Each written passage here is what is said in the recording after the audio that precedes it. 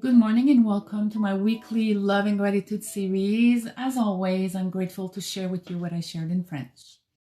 Let me ask you, have you ever noticed how we live in a world that values speed, faster results, quicker strategies, immediate gratification, instant manifestations? These are the promises of an ego-driven reality. But if we take a step back and we observe nature, for example, or the universe, or even our own life experiences, we see that true transformation never happened on our own schedule. There's a timing to everything, a natural sequencing unfolding, a rhythm beyond our control, and in perfect harmony with the divine. This is what we call the divine timing. But we often ask ourselves, why do things seem to take longer than we want? Why do our prayers, intentions, or manifestations sometimes seem delayed?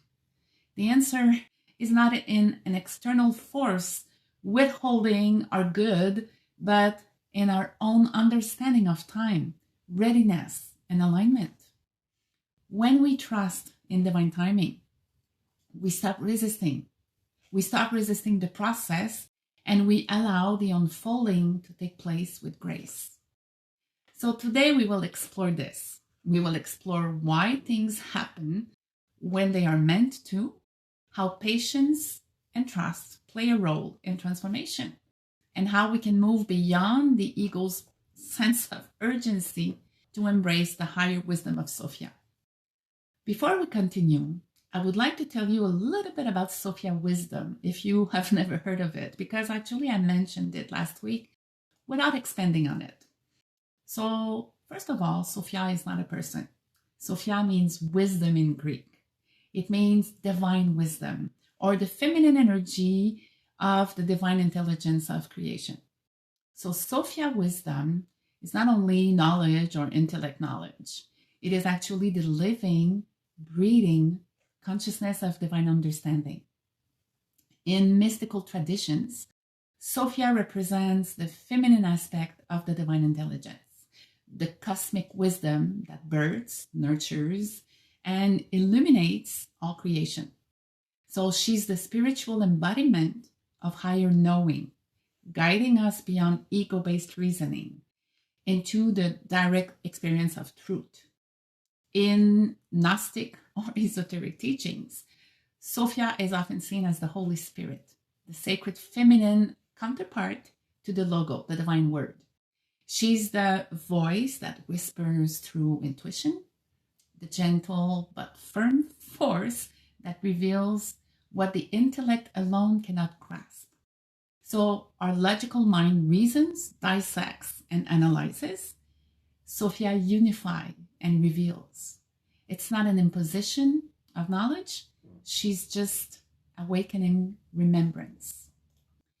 And from a metaphysical standpoint, Sophia's energy is the flow of the divine timing, organic unfoldment, and spiritual evolution. So this energy never rushes anything. It does not delay anything. It just moves with the perfect rhythm of the universe, universal harmony. So when we trust Sophia wisdom's energy, we no longer struggle against time.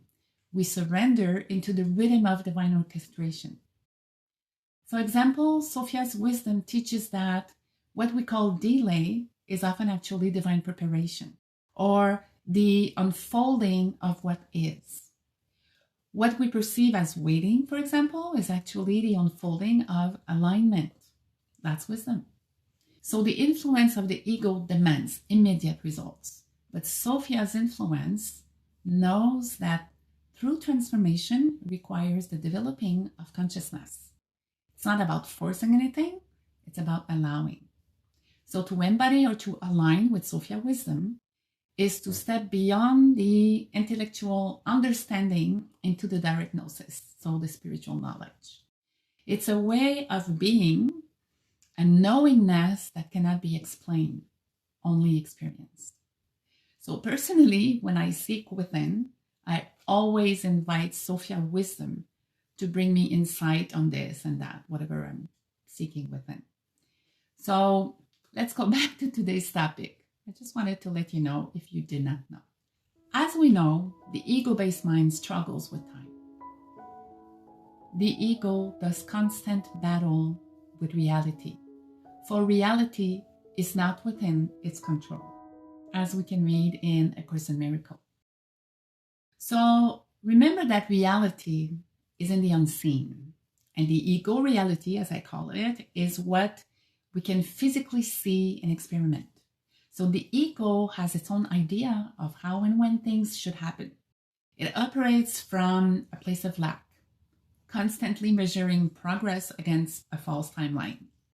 If something doesn't arrive when expected, it assumes something is wrong, like a delay, a failure, or even a punishment. But the higher self sees time differently. It's about allowing sequencing. Imagine planting a seed, the example I used last week. You water it, you give it sunlight, and you tend to the soil. But no matter how much you wish for the sprout to appear instantly, the seed will take root only when the conditions are right. And it will grow at the speed of its essence. Whether it is a fruit, a vegetable, a tree, or a flower, you will not get anything before it's ready. And you will not get any of whatever is growing until it has grown and reached the point of its time to showing us the result. So the same thing applies to our desires, our goals, and our transformation. So we are not waiting for things to happen. We are being prepared for their arrival, step by step. We are growing and we are unfolding per the sequencing of what is. Have you ever forced something to happen only to realize later that it wasn't the right time? So instead of being effortless and fun, you ended up with something that was obviously not ready, or you ended up with obstacles, so problems to fix before you can enjoy it. Can you think of a moment in your life when something came at the perfect time, even if you did not see it that way at first? Like something is happening and you question why it's happening this way to find out later, oh my God, this was such a perfect synchronicity. So what is one area where you feel impatient right now, and why? What might the divine timing be teaching you? That answer, by the way, can only come from your heart, because the ego-based mind will want a better reason, always. So first we need to be ready. This is when the disciples were asking, and the reply was, have you discovered the beginning, that you are asking about the end? For where the beginning is, the end will be. Blessed is the one who stands at the beginning. That one will know the end and will not taste death, as we can read in the Gospel of Thomas. So the seed contains everything. The idea contains everything, like I mentioned. So divine timing, it's not about external force withholding something from us. It is about our readiness to receive what is planted, what is unfolding. So we already have everything, but we are not attuned to it. We cannot experience it. It's a lifetime learning and integrating process. Likewise, what we seek may already be available to us, but we might not yet be capable of holding or embodying it fully, which means allowing its now to be at each moment. We all do this. We want for something to arrive now instead of later or even yesterday. We are not present in each moment of its unfolding sequencing. If you are a parent, you might know that your child may long to drive the car, but without the maturity and skill to handle it, the very thing they desire can harm them. They might know how to handle the wheel and the pedals, but they cannot handle the experience itself. Not yet. The same applies to relationships, success, spiritual awakening, and all form of transformation. Divine timing ensures that we receive what we are ready for at the moment we receive it, and not when we think we want it. Consider this. Are there areas where you have resisted waiting, so you did something and later realized that a little bit more patience would have served you? So you allowed your ego to take over the timing? We all do this at one point or another. In your now, in what ways are you currently being prepared for what you desire?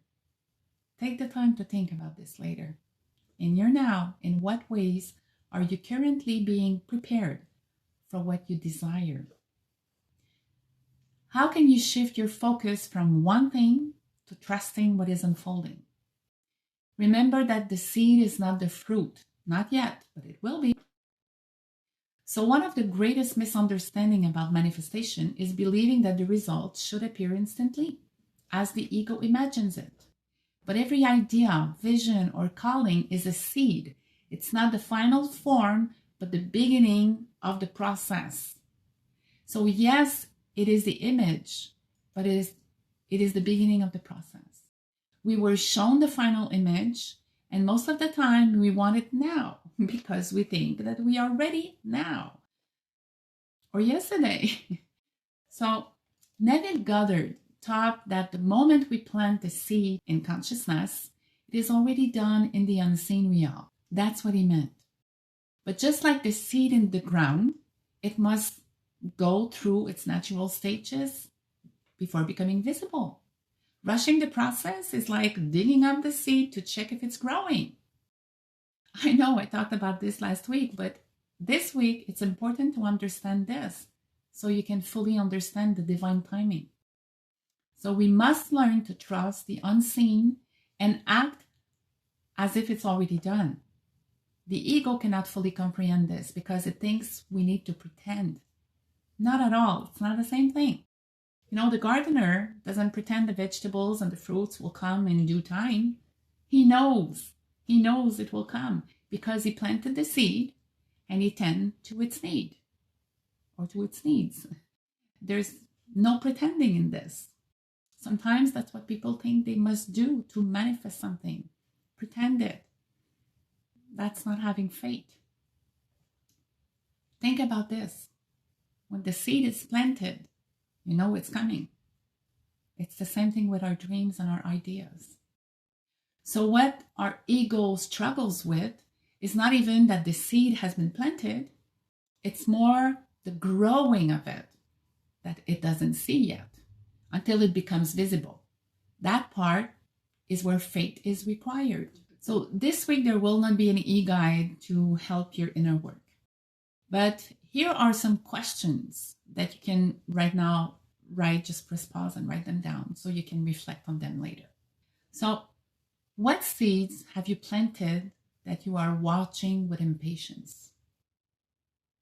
How can you shift from expectation, which can be taken by our ego-based mind, to trust that it's unfolding upon your own readiness, which is part of the essence of the seed in your mind? Our readiness is part of it. Think about this. Can you recall a time when something unfolded better than you originally imagined? What did you do differently? Reflect on that. You know, it is our task to learn to work with the law of divine timing. And it's not an easy one. Most of us want things yesterday because we need it or because we are really excited to enjoy it, about enjoying it. So the last thing our ego wants us to enjoy is the natural law of order and the natural law of the universe. Everything that comes to us comes in a lawful way and through lawful channels. If you have read this book from Raymond Holliwell, you will know that he replaced the word God for law. So that's why it's working with the law. So divine timing is not about waiting pointlessly, but about alignment. The universe works through lawful and precise channels. When we are in harmony with the law or with the divine mind, things unfold naturally. When we resist, we experience struggle. So how do we align? We surrender to resistance. We trust that things are unfolding as they should. We release attachment to forms. So what we desire can come in unexpected ways. We focus on being rather than having. So we look at who we must become to receive what we desire. We celebrate progress. Yes, we do. So the ego does not interfere saying nothing is happening, no growth is happening. So when we recognize and honor the small signs of unfoldment, we help our ego. So when we learn to work actually with the divine timing, we realize that we were never waiting. We were simply being prepared for something greater than we imagined. But now I would like to tell you a little something different and even deeper, something that I became aware of myself from a personal intense experience, which made me come to maybe a new definition of what divine timing is and how to better understand it. So divine timing is not about it will happen when God decides it will happen. It's actually, it will happen when you will have mastered what you needed to master in this situation, in this moment, for the next step. So this is why so many people don't understand the divine timing being told that it will happen if it's meant to happen. We are active participants. We need to master things along the way. Since we are here to learn and expand, the unfolding of something that we desire from our core being, from our essence, can then only happen when the ego is no longer in the way of its unfolding in any possible ways. And this is easy when it's something we consider small or is considered small for the ego. And it becomes more difficult when it takes longer time, when it's considered big for the ego, because you know what? It means that there are a lot of little things that will need to be mastered along the way instead of just one thing. That's why it seems big for our ego-based mind, because we have more things, more transformation, more than one way, more than one thing to do and to master. And the ego thinks of itself almighty, so there will be a lot of veils hiding this. Everything we need to master to become ready. So when something is not happening, we all know it's because something must be understood before. But it is deeper than just being understood. It's also about mastering. And the only way to master something is to integrate it and live it for real. You know, the plant growing is only growing from the stem that is already strong and ready to grow some more. And you know what? This is how the ego made a false concept with the divine timing saying, it will happen when it will happen, so stop worrying about it. As if we were not to be active participants. So you see the ego disguise itself in a spiritual concept all the time, which is the false prophet. So this is also an ego-based concept of what the divine timing is. Because the ego is saying, don't worry, which is true. Okay, it will be taken care of. But it makes it sound like you cannot do anything about it. Using a trust concept in the wrong way. When in reality, yes, there are things to master. But as long as the ego makes you believe that you cannot do anything about God's timing and just be patient, passively patient, waiting for God's grace, making you feel unsure, doubtful, weak, and unworthy, and so on, the ego is still in control of the possibility of whatever is unfolding, which is yours. It belongs to us. I've told you before, some veils of the ego can be so transparent that it's as if there's nothing between us and the truth. But there are still veils of the ego. So yes, it's about being the vibration of what you are and wish to become by being attentive to each of the moment to master in order to be solid. So the next unfolding is made from this solidity. As many channelers said, you cannot perceive what you are not a vibration of. So we do not create from the limited view of the ego, but from the infinite wisdom of Sophia. Divine timing is not a punishment, a delay, or a denial. It's the process of alignment. And it's not aligning with the end result, not at all, but aligning with every step in the now. Sometimes this is what people don't understand. Even myself, I did not understand that before I did. So when we surrender to this truth, we find peace in the unfolding and joy in the journey. And then our task is to integrate this. So let us shift from impatience to trust, from forcing to allowing, from expecting to gratitude, from fear to love. The seed has already been planted. Remember that. Now let us nurture them with faith, knowing that everything is arriving in perfect timing. And now we know why. Which area of your life is calling you to trust the divine timing today? Remember, this means, what do you have to master today?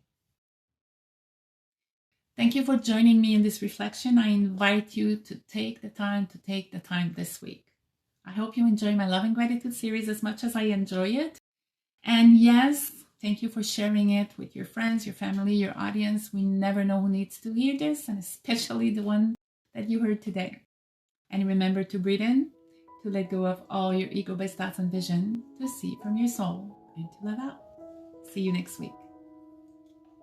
If this reflection resonated with you and you feel called to deepen your practice, I invite you to explore the e-guides or spiritual mind treatments, especially designed to support your journey. You can also join the membership to access all these resources for free. And if you simply wish to give in gratitude, donations are always welcome with love. Simply follow the links in the description. However you choose to engage and share, know that your presence and devotion to your path are truly appreciated.